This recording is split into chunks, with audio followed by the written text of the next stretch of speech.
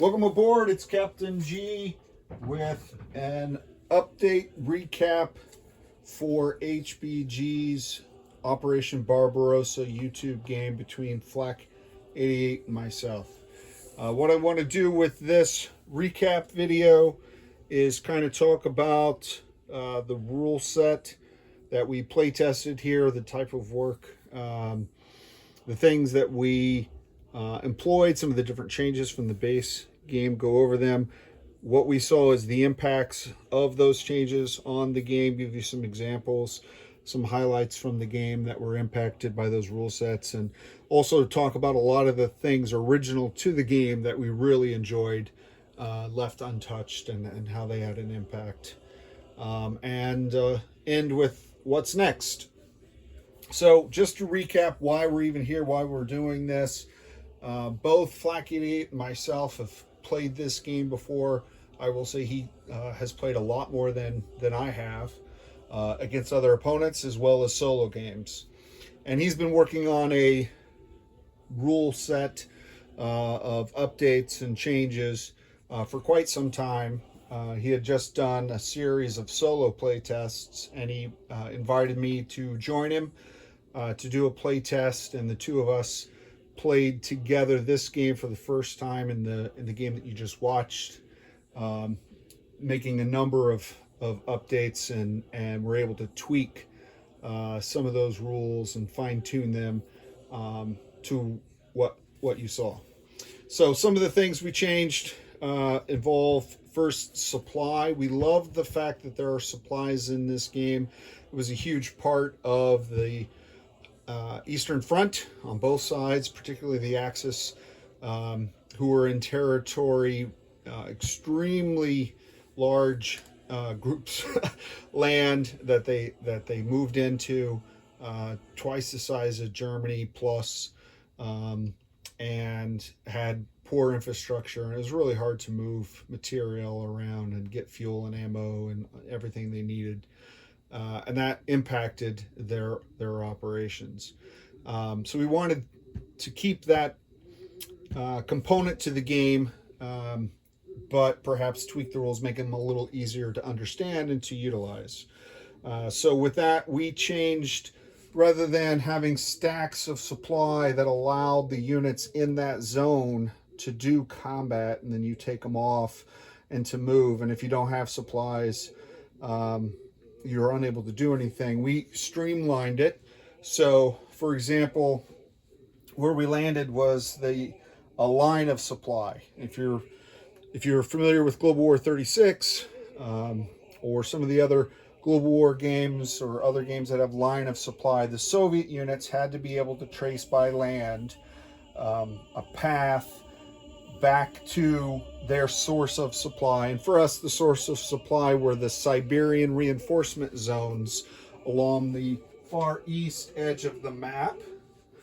And then the Germans and the Axis miners had to do the same thing to their sources of supply on the other side of the map.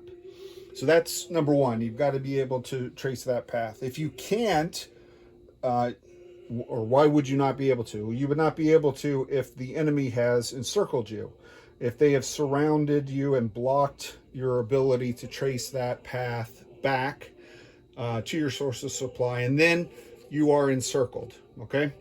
And the encirclement rule had two consequences. You were either encircled and in supply, where perhaps you had a depot in the zone with the units that were encircled, or the encirclement went around multiple zones and there was a depot in range of those zones or inside one of the other zones that you could draw from. So encirclement carried a penalty that if you were in supply, so you had that depot, for example, that you could draw from, then you needed to do a breakout, and you defended and attacked with a -2 penalty. If you did not have supplies and you were encircled, at the end of that player's turn, if they couldn't break into you or you couldn't break out, you would be removed. and that happened several times in the game. We'll talk about that. So essentially, that was the rule. We wanted to streamline the lines of supply and the depot to make it flow easier.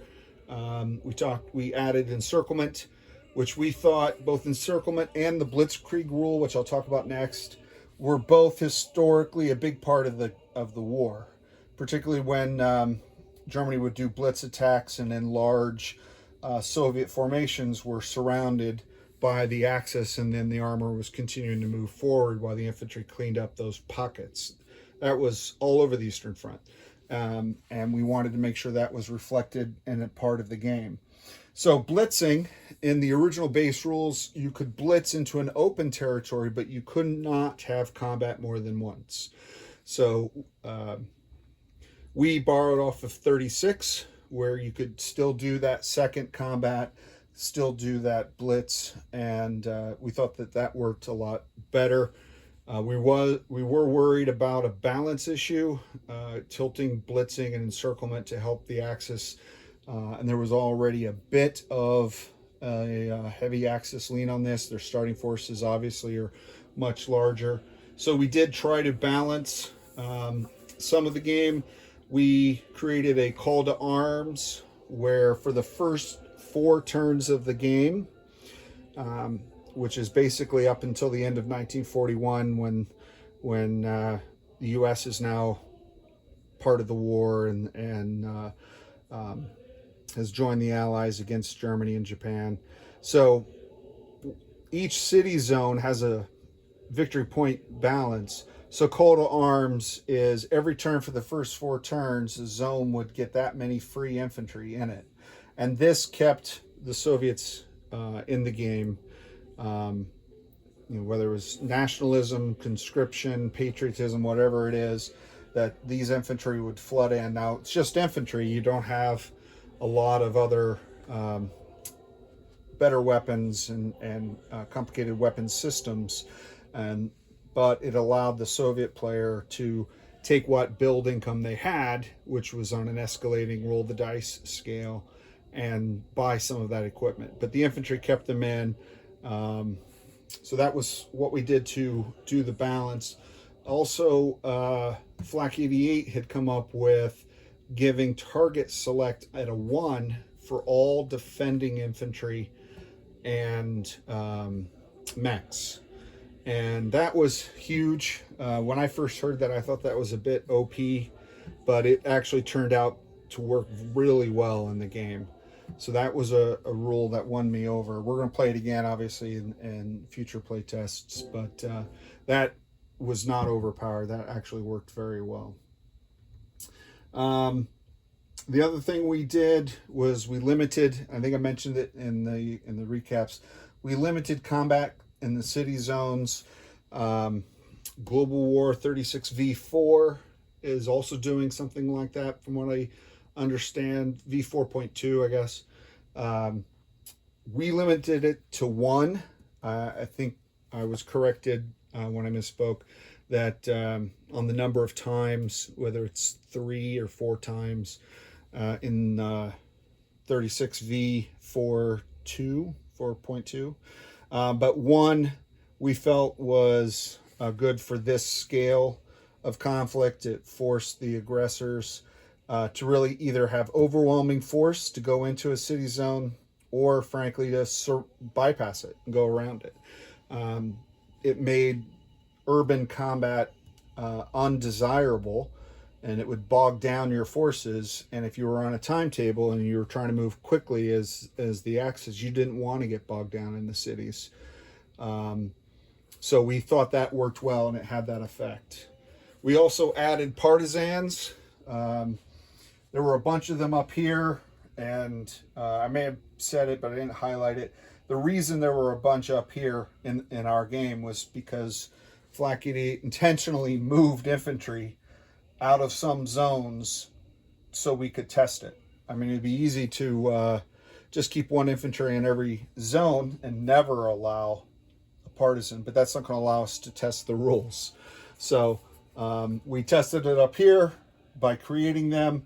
At first, we were going to borrow off of Global War 39 and say that you place one partisan, and the next turn, if there's still no German infantry or ground units in the zone, you'd place a second partisan, and then at that point on the Soviet turn, that partisan becomes an infantry, and it's now back under Soviet control. But we quickly realized that because this game has supply rules and encirclement, that infantry would just immediately get eliminated and it go away.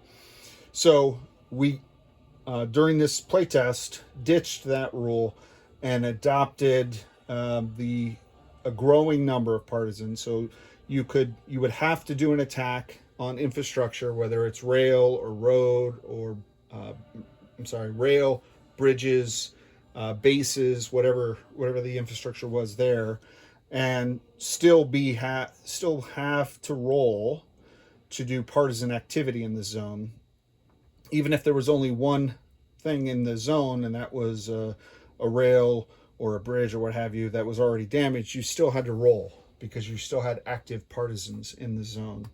And then depending on the outcome of that roll, you would either grow more partisans, or once you reached a certain number, the partisans could spread into other territories, whether or not those territories had infantry. And that became really appealing. It, as the Soviet player, was fun to roll for your partisans. It didn't slow the game down. It was something I looked forward to and tried to integrate into my Soviet strategy. And it's something that, as the German player, really frustrated your logistics, because now you're getting bridges blown up, you're getting rail damage, you're blocking your train and your supply movement.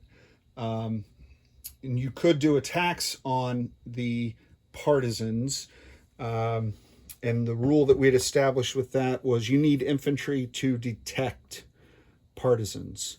So you couldn't just roll in with armor or send in aircraft to wipe them out.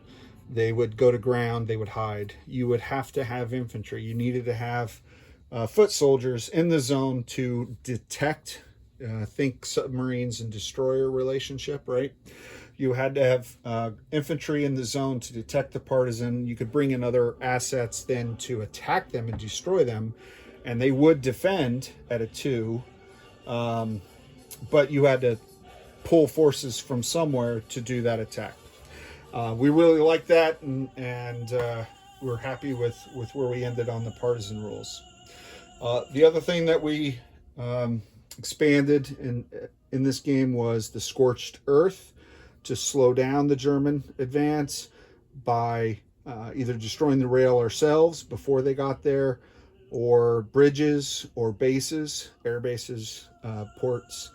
And doing that, the Germans either had to work around that zone, like they couldn't send their trains through here, they'd have to send it through here, or couldn't cross that river. And we liked it. It gave new targets now for strategic and tactical bombing. You could bomb just the rail in the zone. You obviously had partisan targets that we talked about. And the way that we conceptualized the bridges is, if it was a destroyed bridge, nothing could move across in non-combat. And your trains and your trucks that are carrying supplies, and even the supply depot itself has its own movement of 1. All that only happened on non-combat. So you had to have all your bridges intact to move non-combat, move reinforcements, move supplies across rivers. And that worked really well as well. So I talked about strategic bombing rate, tactical bombing rate, adding to the number of targets, allowing aircraft to just target enemy units and do a one-turn round of combat, a raid, if you will, at half value for the tacticals. That worked well. We thought it would be OP to do that with fighters as well, so we kind of modified the fighters to be an air superiority weapon only.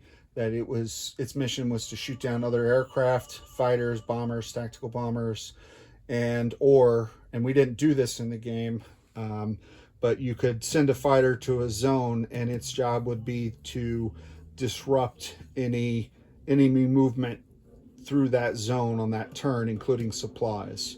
So drawing on Axis and Allies D-Day game, where the Allied player puts fighters on patrol in certain zones, and then if the German player wants to move through, then the fighter can attack it. And I think, if I remember correctly, we did that in Invasion Italy as well, and I can't remember if that's base rules or something that Egg and I came up with as well, but we got the idea from Axis and Allies D-Day. A couple more rule changes that we made. Since we added the depot concept and the range, we had to apply that to the weather rules that were already in the game. So good weather, you had a range of 2, so adjacent and 1 beyond that. So in zone, range 1, range 2. But on inclemental weather, be it rain, turning everything into mud, or snow, it was just a range of 1. So if a depot could only provide supplies to zones adjacent to it, not 2 away. And if the weather suddenly changed unexpectedly on you, you could find yourself with forces that did not have supply that you wanted to do a combat action.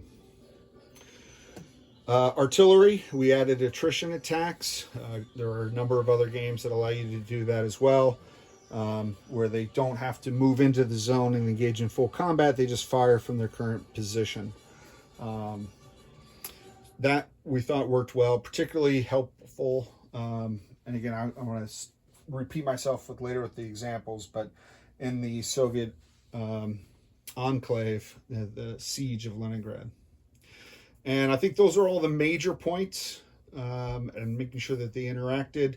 So overall, with some minor tweaks, as I mentioned, with the partisan rules where we didn't quite like it or we changed it slightly, we liked the rule set. We thought that they integrated well together, and we tried to make sure that we understood things. And sometimes we ran into situations where we had to circle back and make sure we understood. You know, Odessa, was it encircled?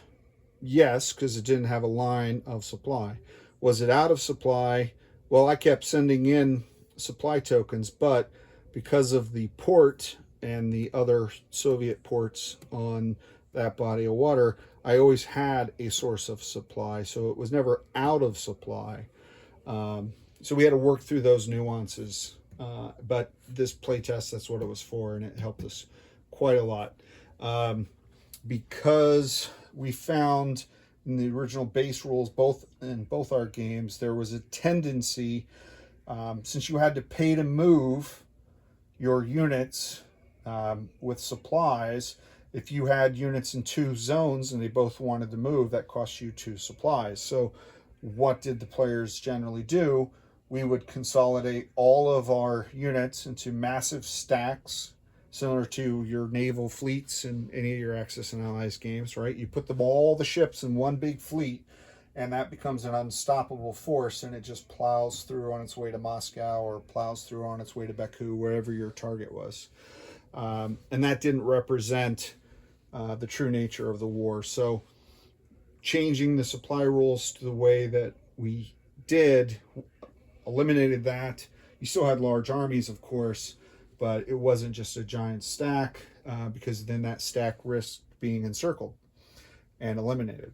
So we found it all very positive. So examples from the game specifically, up here in Leningrad, I'd already mentioned the artillery rule being able to fire back and forth to, it's an attrition attack because you're trying to weaken your enemy's forces.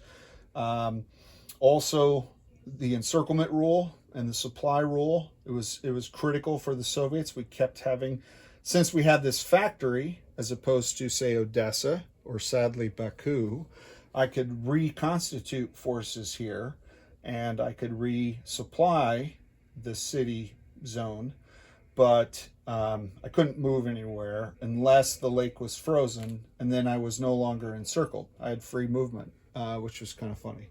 So those rules worked very well in the siege of Leningrad, and it allowed the game to have a siege of Leningrad, which is historically based, and conceptually a surround the German Sixth Army in Stalingrad, as historically happened, and have those situations where an enemy force was surrounded, was drawing down on their supplies, and needed to break out. And success or failure of that breakout action would determine the fate of your army. So that was we found a big success that worked very well for us. And also, again, the limit where, even though these were stronger German forces, they could only do one round of a combat because they're in a city zone, and that allowed the siege to last perhaps longer than it could, while the Soviets were actually gaining strength in the city, increasing their AA, increasing our artillery, sending in replacement infantry to go into the meat grinder and get destroyed every round. So we thought that worked very well. Also, so that's this one up here in the north. If you go to Grodny, Minsk, and Brest in the first turn, instead of having to attack through these zones, Flak 88 brilliantly just blitzed. So he went into this zone and then came into Vilna, which borders the Pripyat marshes, which we made impassable by land. The old rule set allowed you to move in there, and then you were kind of slow and slunky, and then you move out. We just made it impassable. Can't move supplies, can't move anything through it. And by doing that, he cut off these 3 zones. As the Soviet player, was a little frustrating because that happened to me again in Minsk, which is why this is here, or Kiev. Yeah, Kiev. So, but that happened also in the opening part of the war. So we were both happy to see it work and to work well. And the Soviets, if they had had a force here, they could have counterattacked perhaps and liberate these guys. But there's not a lot the Soviets can do in the early rounds. So we thought that worked well. Orel Kursk, way out here. This was the furthest the Germans got as far as proximity to Moscow. He had a small task force here while he had another force preparing to hit Smolensk. And it was stopped dead in its tracks, not by a Soviet army, but by a Soviet Air Force. We destroyed his supplies, so they could no longer do combat operations. They still had a line of supply, but they weren't in range of a depot to do combat actions, to move into enemy territory. And so he pulled them back, and it stopped their advance. So I thought that was showing the potential of the tactical bombing raids. Kiev, sadly for me, I couldn't keep them supplied. Kiev, unlike Leningrad, doesn't have a factory. Kharkov did, but I messed up there. But Kiev, unless without the supplies, and I had scorched earthed all these rail surrounding it, so they really couldn't resupply. He encircled it, and I had an opportunity from Smolensk to break out, but then winter hit and I could only move 1. So the movement rules, complicated by the supply rules, forced these forces to surrender and be destroyed. And while that was sad at the time, that was brilliant and a success from the rule set that occurred. So we really liked that. Odessa, the encirclement in Odessa, it seemed to go on for quite some time. But again, unlike Kiev, it had a way to bring in units by sea. So no factory, but I could resupply either supplies or units. And toward the end, after some successful Axis attacks drove me down, I used it to evacuate some units. So that was, again, success of the supply rules, encirclement rules. Perkop, for those that remember, right around turn 5 or 6, this was the first forced crossing of a zone that at the time this bridge was destroyed. So his unit moved here, and then he could not move anything non-combat, so he couldn't send supplies to them. They had a line of supply, but all these bridges were destroyed.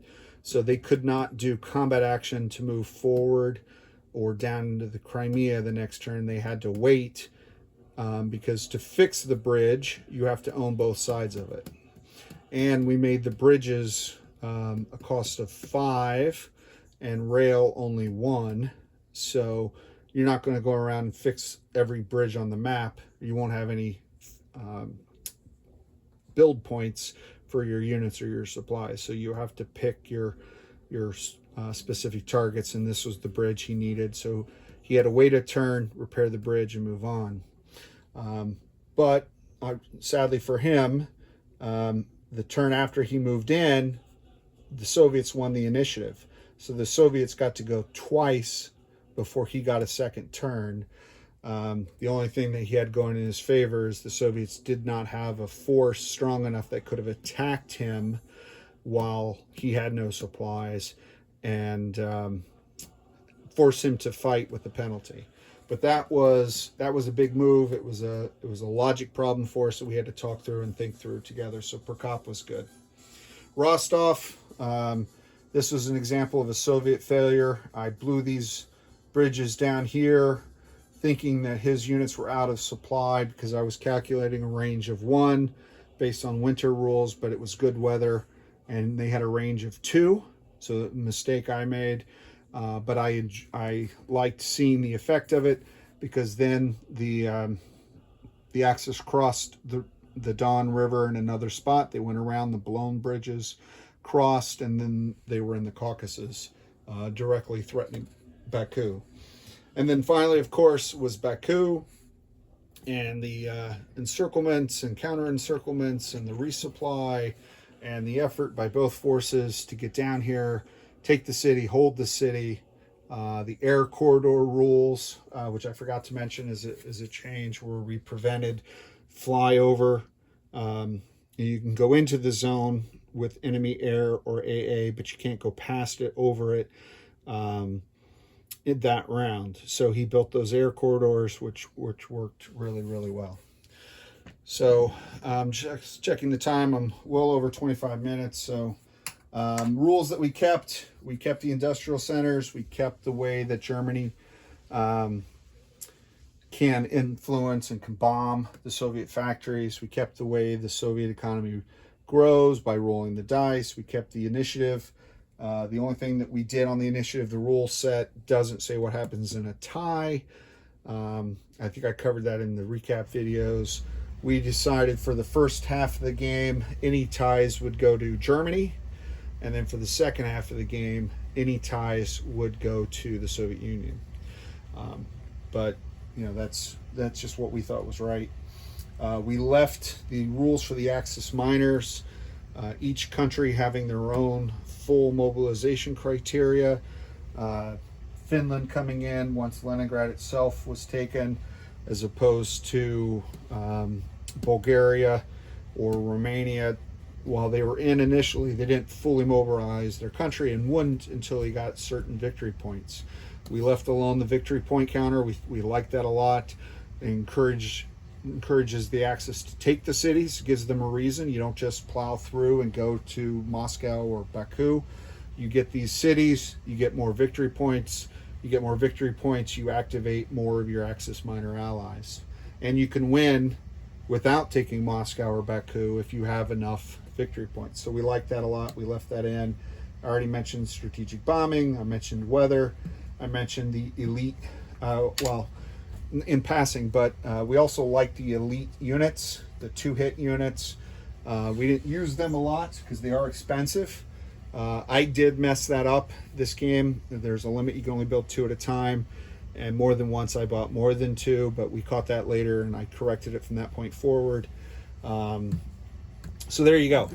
There is a recap of the playtest rule set, what we liked and didn't like about it in the game, how it had impact in several examples, different combinations of the rule sets in the game, how we thought that impact was for the good overall.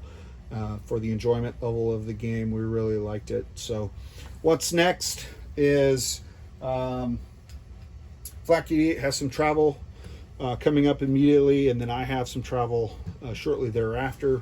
We're looking to do a late July, early August playthrough again, fine-tuning, same rule set, rolling that out.